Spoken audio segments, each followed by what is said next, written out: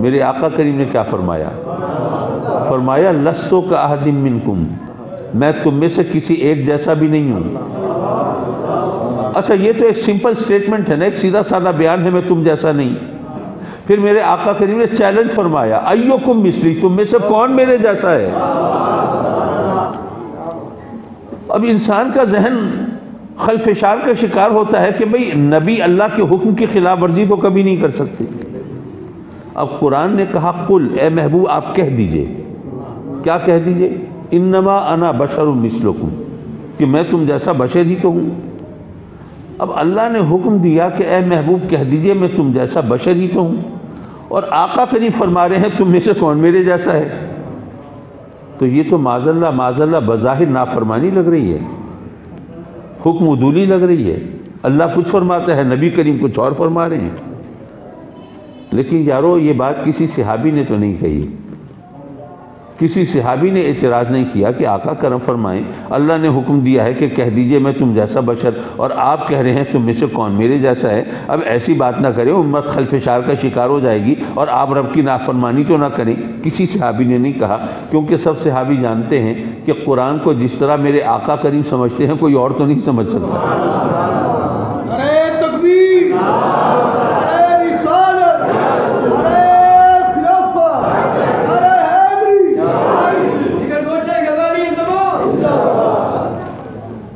نعرہ تکبیر، تاجدار ختم نبوت، تاجدار ختم نبوت۔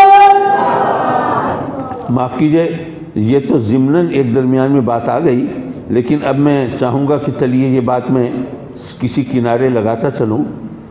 قل انما انا بشر مثلکم، قرآن کی آیت ہے، اور اسی کے حوالے سے میں نے عرض کیا تھا کہ آقا کریم کی بشریت کا انکار کبھی مت کرنا، ورنہ یہ کفر ہو جائے گا۔ لیکن یہاں قرآن کو پڑھ لینا اور بات ہے اور سمجھنا اور بات ہے۔ دیکھیے اللہ نے یہ نہیں کہلوایا کہ بس اے محبوب کہہ دیجئے میں بشر ہوں، نہیں، کہہ دیجئے میں تم جیسا بشر ہوں۔ یہ تشبیہ و استعارہ آپ میں سے ماشاءاللہ جو اردو گرامر پڑھ رہے ہوں گے انہوں نے پڑھا ہوگا، اس میں آج اس کو اس انداز سے بھی سمجھ لیجئے۔ فرض کیجئے آپ کے پاس کوئی دوست آیا اور اس نے ذرا شیخی بگھاری اپنے بیٹے کے بارے میں، جی میرا بیٹا کیا بات ہے، وہ تو شیر کی طرح ہے، شیر کی طرح ہے۔ آپ نے کہا ذرا اس کی ٹانگ کھینچنی چاہیے۔ اچھا آپ کا بیٹا شیر جیسا ہے تو کیا وہ ننگا رہتا ہے؟ آپ حیران پریشان، وہ دوست کہ میں نے یہ کب کہا؟ کہا جی آپ ہی کہہ رہے تھے میرا بیٹا تو شیر کی طرح ہے، شیر جیسا ہے۔ تو آپ کو کبھی آپ نے کبھی کسی شیر کو ٹیلر ماسٹر کے پاس سوٹ کا ناپ دیتا ہوا دیکھا ہے؟ شیر تو کپڑے نہیں پہنتے، تو شیر جیسا ہے تو پھر ایسے ہی رہتا ہوگا۔ اچھا تو آپ کا بیٹا شیر جیسا ہے، اس کی بھی دم ہوگی؟ کہا کہ بھائی کمال کرتے ہو، کیا باتیں کر رہے ہو؟ ان کا جی شیر کی تو دم ہوتی ہے، آپ کا بیٹا شیر جیسا ہے تو اس کی بھی دم تو ہونی چاہیے۔ اچھا تو آپ کا بیٹا بھی وہ بغیر نکاح کے اسی طرح وقت گزارتا ہے؟ کہ بھائی میں نے یہ کب کہا؟ کہا جی آپ کہہ رہے تھے بیٹا شیر جیسا ہے، تو آپ نے کبھی کسی شیر کے نکاح کے چھوارے کھائے ہیں؟ وہ تو نکاح نہیں پڑھواتے، وہ تو ایسی زندگی گزارتے ہیں۔ اچھا آپ کا بیٹا شیر جیسا ہے تو وہ بھی چیر پھاڑ کے کچا ہی کھا جاتا ہے جانوروں کو۔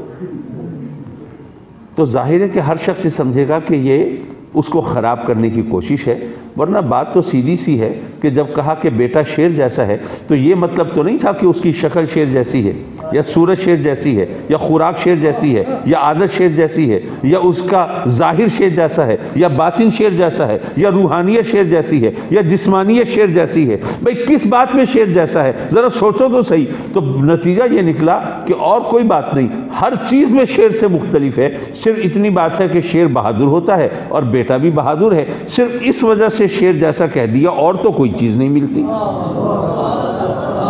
اسی طرح اگر کسی نے کہا کہ میرا محبوب پھول جیسا ہے تو آپ نے کہا اچھا چلو اس کو بھی سبق سکھائیں۔ اچھا آپ کا محبوب پھول جیسا ہے، گملے میں اگا ہے، گوڈی بھی کرنی ہوگی، کھاد بھی دینی ہوگی، پانی بھی دیتے ہوں گے آپ۔ وہ کہے کہ بھائی یہ سب کچھ کیا ہے، مذاق کر رہے ہو؟ کہا جی مذاق کیا کرے، آپ ہی کہہ رہے تھے میرا محبوب پھول جیسا ہے، تو پھول کے لیے تو تمام چیزیں ضروری ہوتی ہیں۔ تو اگر یہ کہا جائے تو ہر ایک سمجھے گا کہ صرف اس کو خراب کرنے کی کوشش ہے، ورنہ بات اتنی ہے کہ محبوب اور پھول میں کوئی اور چیز نہیں ملتی، نہ ظاہر نہ باطن، نہ جسمانیت نہ روحانیت، نہ عادت نہ اعتبار، نہ سیرت نہ کردار، نہ شجرہ نسب، نہ زبان، نہ خیالات، نہ افکار، کوئی چیز بھی نہیں ملتی۔ بات صرف اتنی ہے کہ پھول خوبصورت ہے اور محبوب بھی حسین ہے، تو اس لیے محبوب کو پھول جیسا کہہ دیا، ورنہ اور تو کوئی چیز نہیں ملتی۔ تو یارو جب اللہ نے کہلوایا کہ اے محبوب کہہ دیجئے میں تم جیسا بشر ہی تو ہوں، تو یہاں بھی تو سوچنا چاہیے تھا کس چیز میں ہم جیسے ہیں، کیا چیز ملتی ہے، کیا ظاہر ہم جیسا ہے یا باطن ہم جیسا ہے؟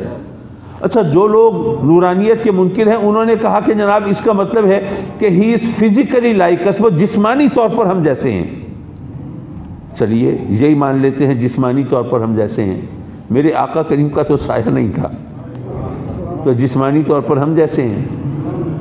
میرے آقا کریم حضور علیہ الصلوۃ والسلام کے پسینہ مبارک سے جو مہک آتی تھی، وہ آپ کا پسینہ مبارک دلہن کو لگایا اس کی نسلوں میں خوشبو آتی رہی۔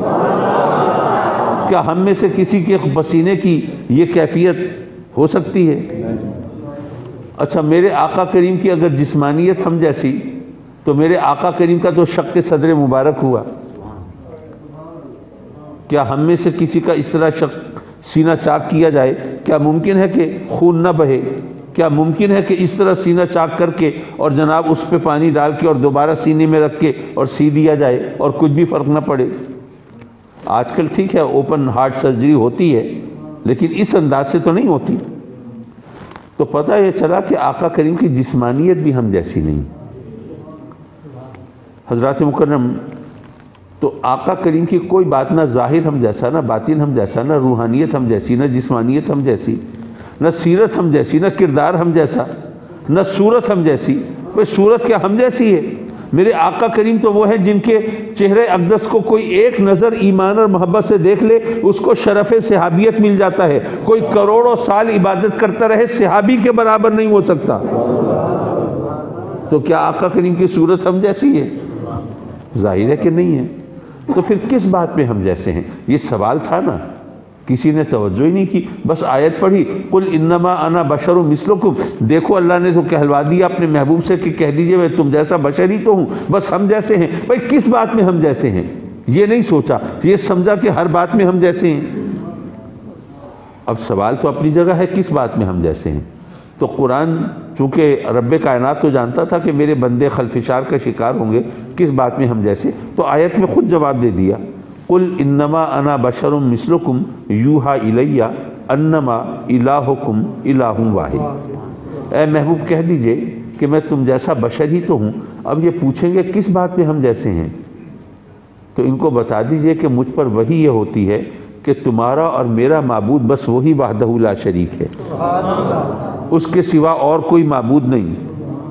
اس کا مفہوم سمجھنے کی کوشش کرنی تھی کہ بھئی یہاں پر اللہ تبارک و تعالیٰ نے یہ توحید کا درس کیوں دلوایا، یہ بات کیوں کہلوائی کہ بس کہہ دیجئے میں تم جیسا بشر ہی تو ہوں اور مجھ پر وہی ہوتی ہے کہ تمہارا معبود بس ایک وہی معبود ہے وحدہ لا شریک ہے۔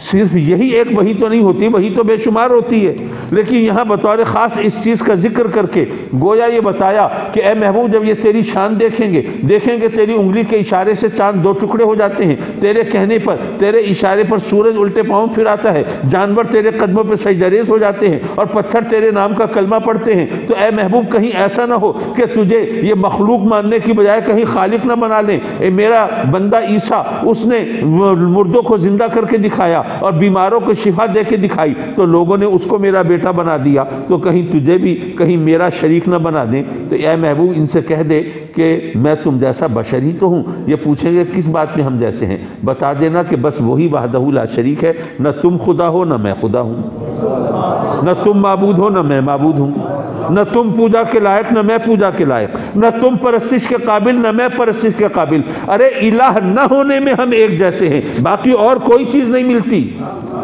تم بھی مخلوق ہو میں بھی مخلوق ہوں، تم بھی اس کے عبد ہو میں بھی اس کا عبد ہوں، تم بھی خدا نہیں ہو میں بھی خدا نہیں ہوں، بس یہ ایک قدر مشترک ہے۔ جس طرح کہا بیٹا شیر جیسا ہے، کوئی اور چیز نہیں ملتی، صرف اتنی بات ملتی ہے کہ شیر بہادر ہوتا ہے، بیٹا بھی بہادر ہے۔ محبوب کو پھول جیسا کہا، کوئی اور چیز نہیں ملتی، صرف اتنی بات ہے کہ پھول حسین ہوتا ہے، محبوب بھی حسین ہے۔